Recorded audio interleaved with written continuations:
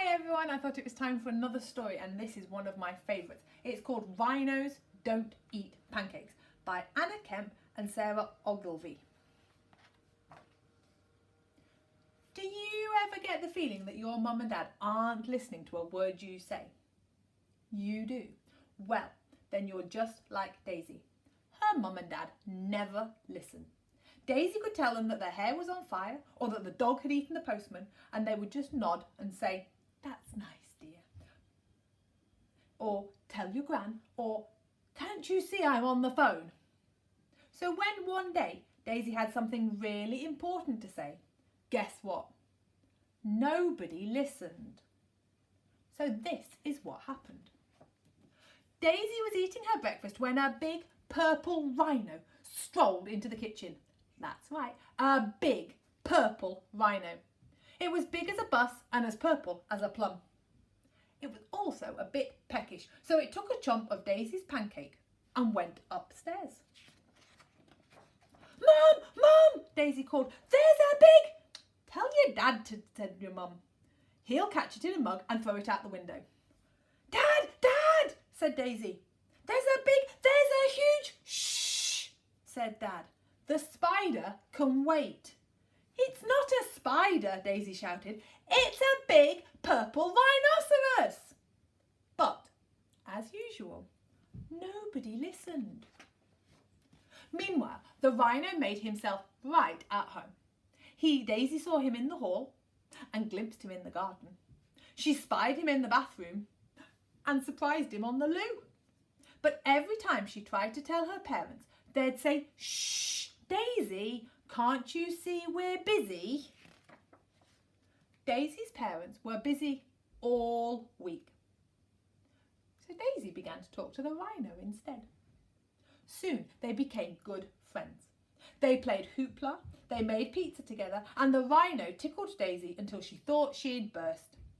But Daisy's parents didn't notice. Until the pancakes ran out.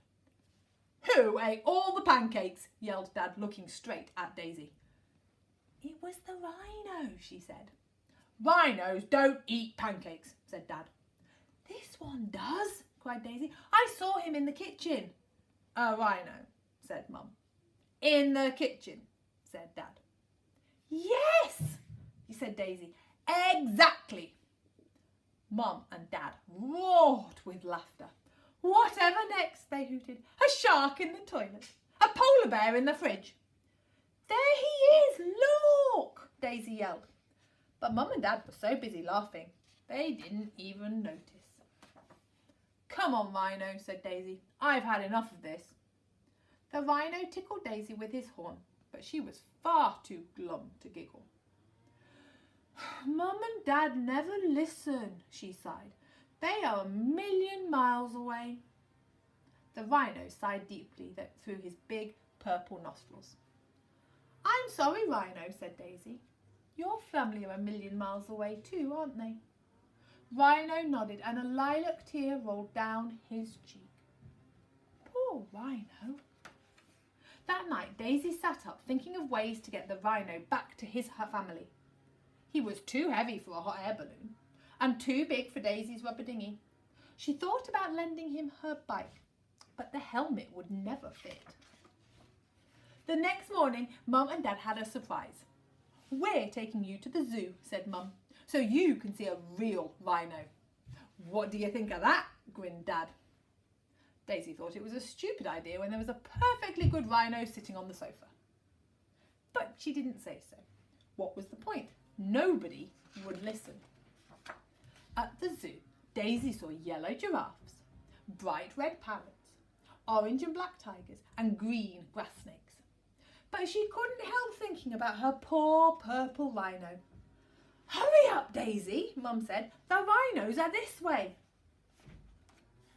But what was this? Missing. Big purple rhino. Likes pancakes.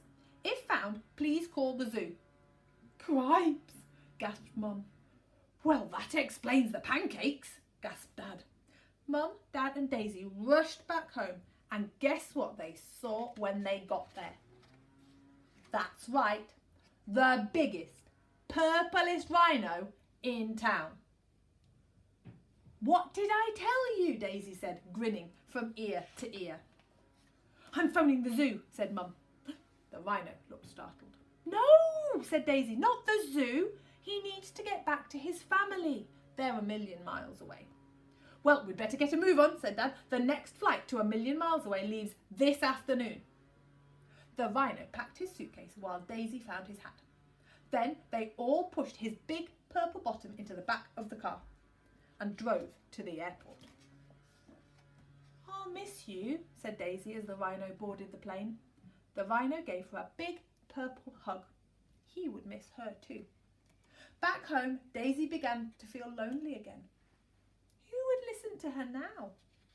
But little did she know that everything was about to change. Tell us about the rhino, said Mum. Yes, said Dad. Tell us about that big purple pancake-eating rhino. So Daisy told them about the hoopla, the pizza and the tickle, and guess what?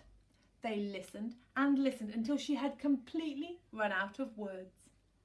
It was brilliant. Is there anything else you'd like to tell us? Said Mum as she tucked Daisy into bed that night. Daisy looked out onto the landing. No, that's all for now, said Daisy, smiling. Night-night. The pink polar bear would have to wait until tomorrow. Hope you enjoyed that story. See you soon.